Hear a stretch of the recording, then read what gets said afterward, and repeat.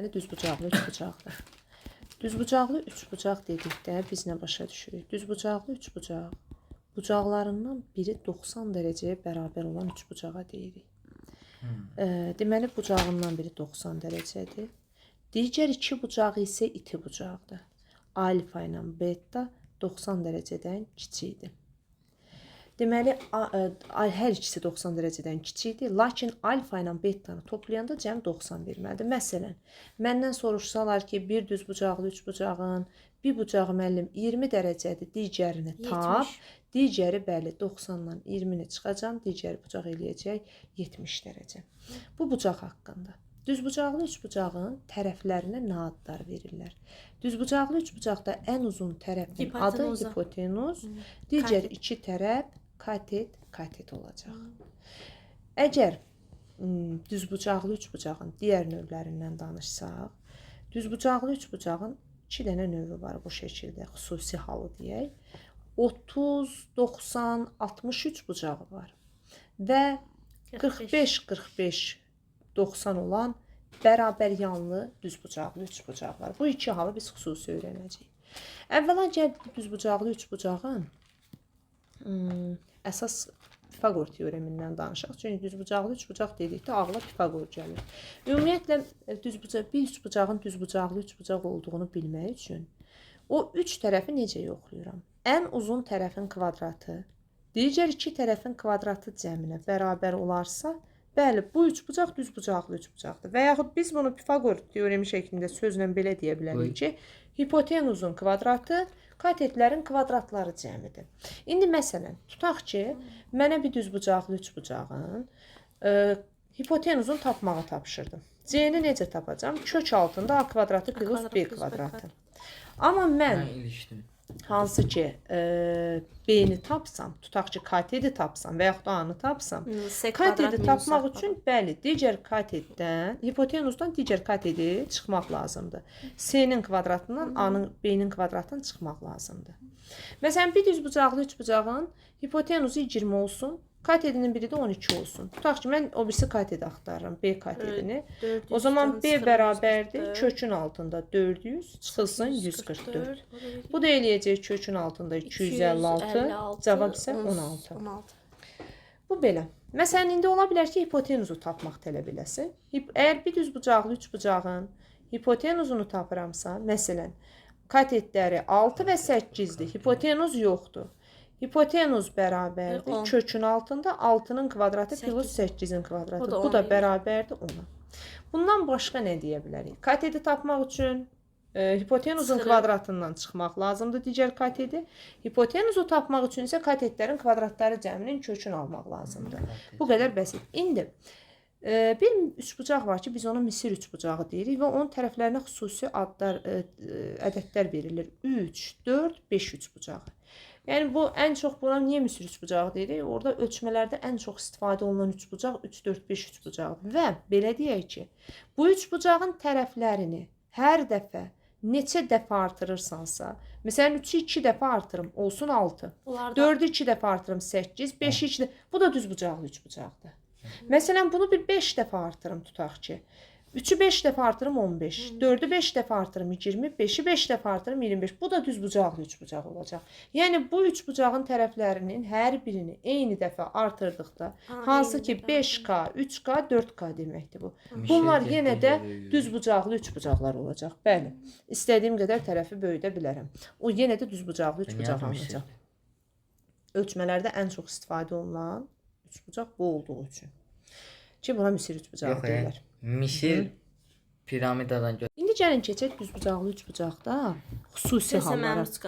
Düzbucaqlı üçbucaqda 30, 90, 60 dərəcəli üçbucaqla rastlaşsaq. 30, 90, 60. Deməli 30, 90, 60 üçbucağında nə deyirik biz? Bura 2A'dır.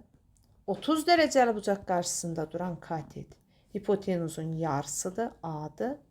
60 dərəcəli bucaq qarşısında duran katet digər katetin kök adlı 3 mislidir. Bu qaydanı necə tətbiq edərəm? Məsələn, ən bəsitindən götürək. Tutaq ki, 30, 90, 60 üçbucağı bizə verilib və hipotenuz 10-dur. 30 dərəcənin qarşısında duran katet 5, digər katetimiz isə 5 kök altında 3 olacaq. İndi digər bir tərəfə baxaq. Məsələn, ola bilər ki, mənə 30 dərəcəli bucaq qarşısında duran kateti versin. 30 dərəcənin qarşısındakı kateti 4 verib. Mən həmin an hipotenuza neçə yazmalıyam? 8. Hipotenuz onun 2 dəfə çoxdur. 60 dərəcəli bucaq qarşısında duran katet isə digər katetin köçatda 3 mislidir. 4 köçdə 3-dür. Daha sonra düzbucaqlı üçbucağın ola bilər ki, 60 dərəcəli bucaq qarşısındakı katetin versin. Məsəl üçün 60 dərəcəli bucaq qarşısında duran kateti verib 12. Və məndən digər tərəfləri tapmağı tələb edir.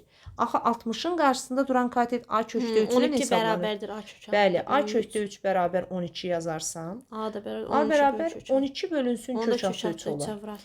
Qoşmasına vursam 4 köçatda 3 alacam. Bu belə çıxır ki, 30 dərəcənin önündə duran katet 4 kökdə 3 imiş və mənə əsas 30-u tapmaqdır. 30-un qarşısındakı katet 4 kökdə 3-dürsə, hipotenuz 8 kök altında 3 olacaq. Bu düzbucaqlı üçbucağın xüsusi halıdır və biz buna Pifaqor yox, öz qaydasına görə, onun haqqında bu əslində teoremdir. Bu teoremə görə yazırıq. Daha Pifaqor istifadə etmirik burada. Növbəti hal düzbucaqlı üçbucağın bərabər yanlı olan halıdır. Bərabər yanlı düzbucaqlı üçbucaq deyəndə nə başa düşürük? Bərabər yanlı düz bucaq təpəsindən əgər mən median çəkərsəm, düz bucaq təpəsindən çəkilmiş median hipotenuzun yarısıdır. Məsələn, bir düz bucaqlı üçbucağın bizə verə bilər ki, katetləri tutaq ki, 12 ilə fərz eləyək 6-dır. Mənə sual verə bilər ki, bu düz bucaqlı üçbucağın medianını tap. Özdə düz bucaq təpəsindən çəkilən medianı.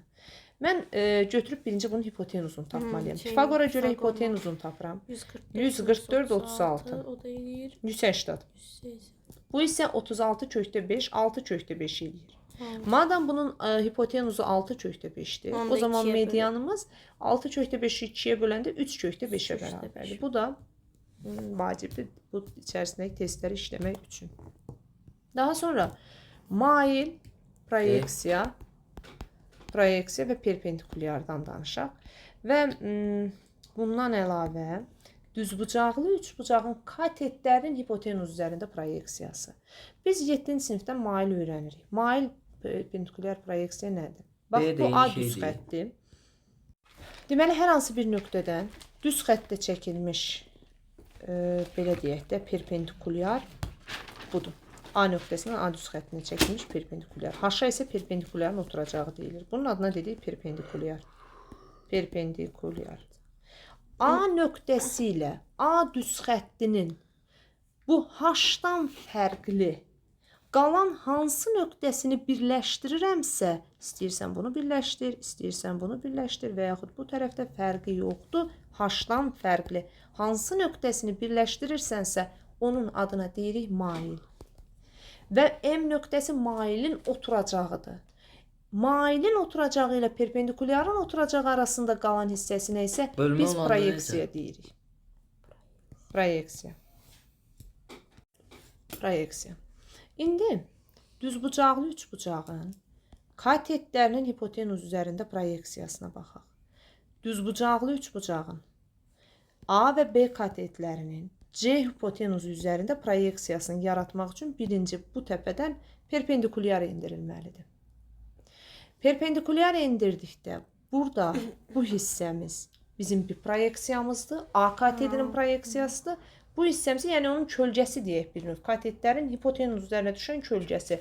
B-nin proyeksiyası isə budur. A-nın proyeksiyası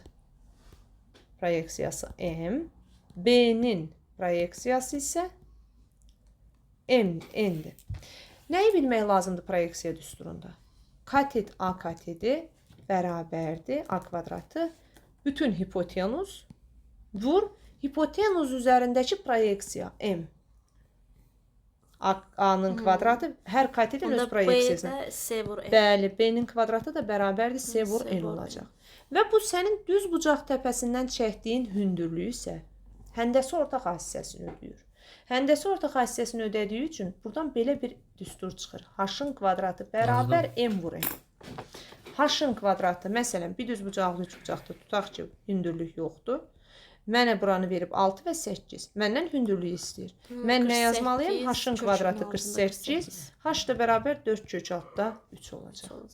Və bundan əlavə deyə bilərik ki, bir düz bucaqlı üçbucağın hündürlüyü üçün bu düz bucaq təpəsindən çəkilən hündürlüyü tapmaq istəyirsənsə, onun katetləri Avropa hassinin göstərər. yarısını tapa bilərsən. Bu da hündürlük düsturu belə.